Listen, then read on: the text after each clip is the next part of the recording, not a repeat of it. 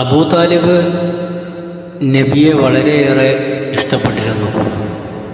ഉറങ്ങുമ്പോഴും പുറത്തു പോകുമ്പോഴും നബി സല്ലല്ലാഹു അലൈഹി വസല്ലമയെ കൂടെ കൂട്ടാറുണ്ടായിരുന്നു.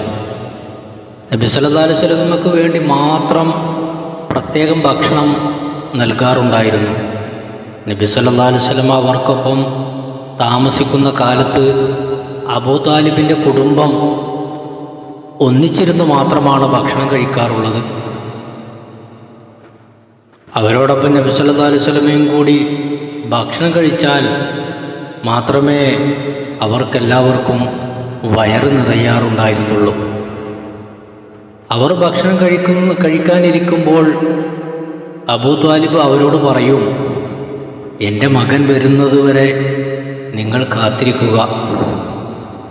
ശേഷം നബി സല്ലല്ലാഹു അലൈഹി വസല്ലമ വരികയും അവർക്കൊപ്പം ഭക്ഷണം കഴിക്കുകയും ചെയ്യും.